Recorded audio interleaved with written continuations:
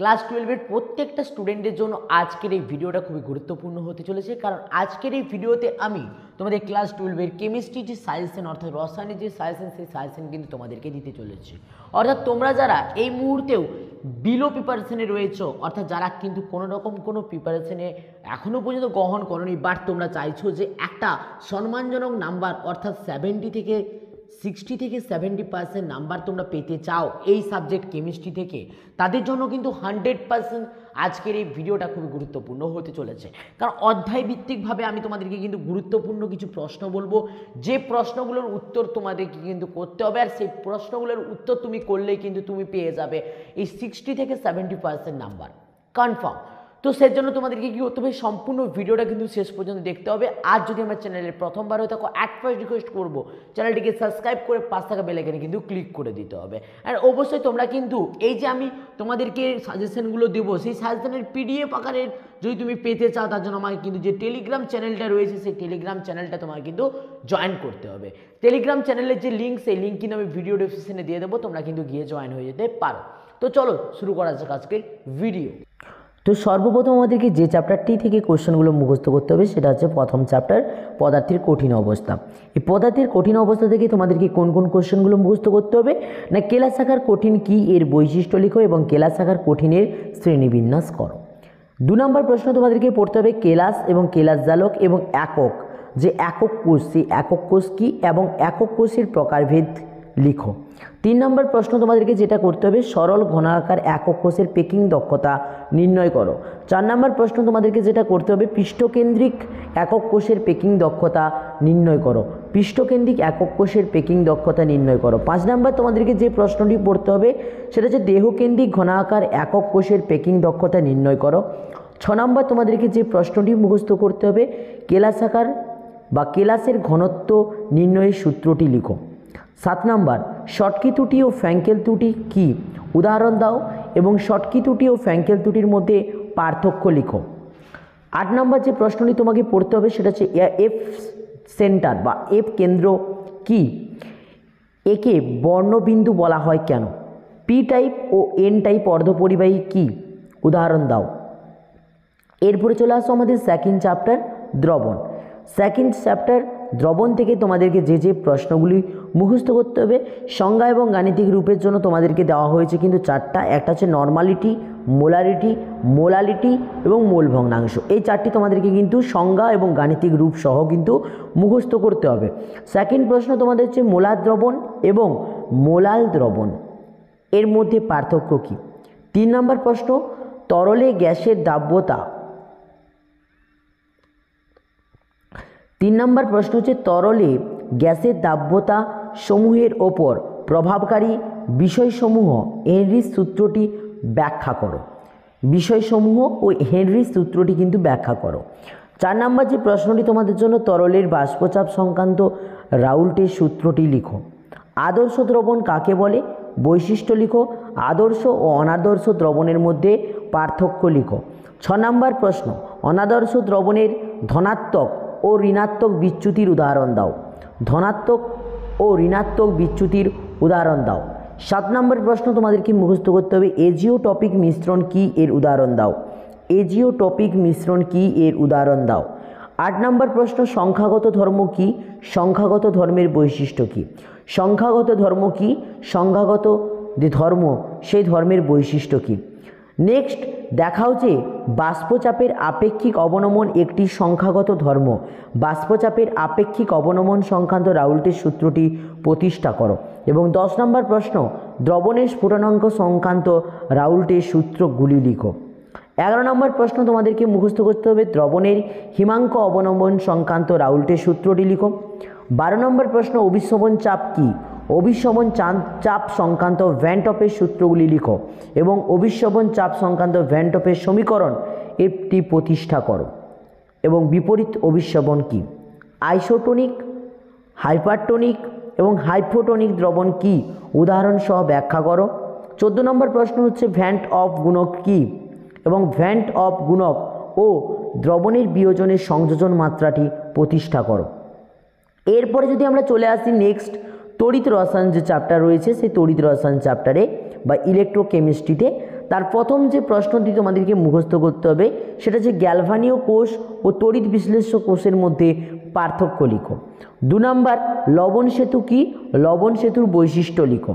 3 number তড়িৎদ্বার বিভব কি, তড়িৎদ্বার বিভব সংক্রান্ত যে নার্স্টের যে সমীকরণটি রয়েছে সেটি লিখো এবং তড়িৎদ্বার বিভবের মান কি কি বিষয়ের উপর নির্ভর করে তা কিন্তু লিখতে বলা হয়েছে।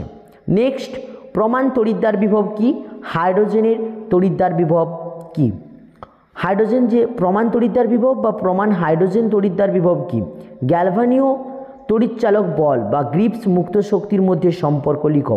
6 নাম্বার ফ্যারাডের তথ্য বিশ্লেষ্য সূত্রটি লিখো এবং তড়িৎ রাসায়নিক তুল্যাঙ্ক কি।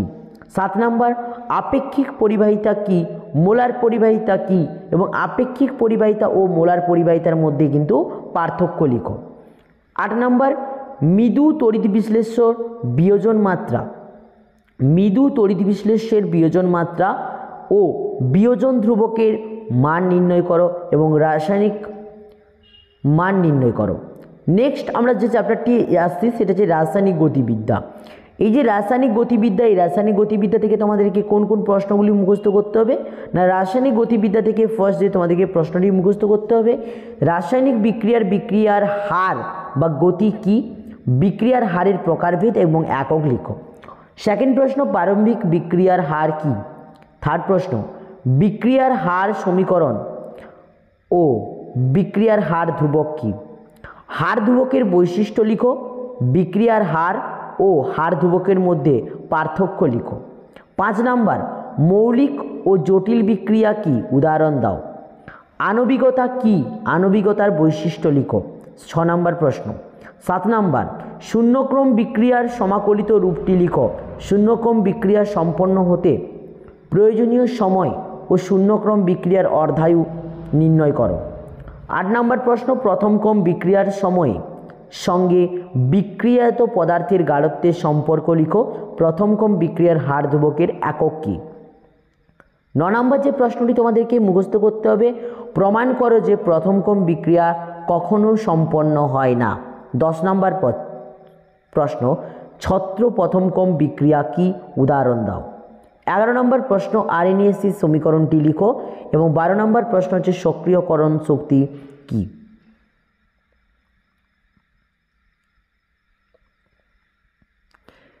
এই জায়গা থেকে কিন্তু আমি তোমাদেরকে যে ম্যাথগুলো সেই ম্যাথগুলো কিন্তু আমি প্রোভাইড করিনি, ম্যাথ কিছু ইম্পর্টেন্ট রয়েছে যে ম্যাথগুলো নিয়ে কিন্তু আমি নেক্সট ভিডিওতে তোমাদের সামনে কিন্তু ডিসকাশন করব।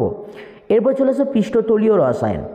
অধিশোষণ প্রক্রিয়ার সিস্টেমের মুক্ত শক্তির পরিবর্তন বা এনট্রপির পরিবর্তন বা এনথালপির পরিবর্তনটি লিখো। সেকেন্ড প্রশ্ন হচ্ছে ভৌত অধিশোষণ কি। 3 নম্বর প্রশ্ন প্রকৃত দ্রবণ, কলয়েডীয় দ্রবণ ও প্রলম্বনের মধ্যে পার্থক্য লিখো। 4 নম্বর দ্রাবক আকর্ষী এবং দ্রাবক বিকর্ষী কলয়েড কি, উদাহরণ দাও। 5 নম্বর মিশেল কি। 6 নম্বর পেপটাইজেশন বা অপলয়ন কি। 8 নম্বর প্রশ্ন তোমাদেরকে যেটা মুখস্থ করতে হবে সেটা হচ্ছে টিন্ডাল প্রভাব কি। টিন্ডাল প্রভাব দ্বারা প্রকৃত দ্রবণ ও কলয়েডীয় দ্রবণ শনাক্তকরণ। স্বর্ণ সংখ্যা কি, উদাহরণ দাও। এবং নেক্সট হচ্ছে সুলেজ হার্ড নিয়মটি ব্যাখ্যা কর। এরপর চলে আসছে অজৈব রসায়ন, ফার্স্ট চ্যাপ্টার মৌলের পৃথকীকরণের সাধারণ নীতি সমূহ। 1 নম্বর যে প্রশ্নটি অ্যাসিড বেসামার পদ্ধতিতে লৌহ বিশুদ্ধকরণের সংশ্লিষ্ট রাসায়নিক প্রক্রিয়াগুলি লিখো। নেক্সট প্রশ্ন হচ্ছে সারপেক পদ্ধতিতে বক্সাইট থেকে বিশুদ্ধ অ্যালুমিনিয়াম প্রস্তুতিতে সংশ্লিষ্ট সমীকরণ সহ লিখো। হল হ্যারো পদ্ধতিতে বিশিষ্ট অ্যালুমিনিয়াম থেকে অ্যালুমিনিয়াম নিষ্কাশন কিভাবে করা হয় সেটা লিখো। স্পাইজেল কি, এর কাজ লিখো। এরপরে হচ্ছে হাইড্রোমেটালজি এবং পাইরোমেটালজি কাকে বলে। বায়ার পদ্ধতি থেকে বক্সাইট থেকে বিশুদ্ধ অ্যালুমিনিয়াম প্রস্তুতি বিক্রিয়া সহ লিখো। বিগালক কি। এই যে কোশ্চেনগুলো তোমরা দেখতে পাচ্ছ প্রত্যেকে কিন্তু একটা করে স্ক্রিনশট নিয়ে নাও, যার ফলে তোমাদেরকে কিন্তু খুব সুন্দরভাবে এই প্রশ্নগুলোর অ্যান্সার তোমরা করে নেবে এবং যার ফলে তোমরা কিন্তু অনায়াসে কিন্তু খুব একটা ভালো নাম্বার তোমরা কিন্তু পেয়ে যেতে পারো এই চ্যাপ্টারগুলো থেকে। তো আজকের এই ভিডিওতে আমরা কিন্তু এতটা পর্যন্তই ডিসকাশন করলাম। ডি ব্লক এবং এ ব্লক নিয়ে আমরা কিন্তু পরবর্তী ভিডিওতে ডিসকাশন করব, তার জন্য কিন্তু তোমাদেরকে ওয়েট করতে হবে নেক্সট ভিডিও পর্যন্ত।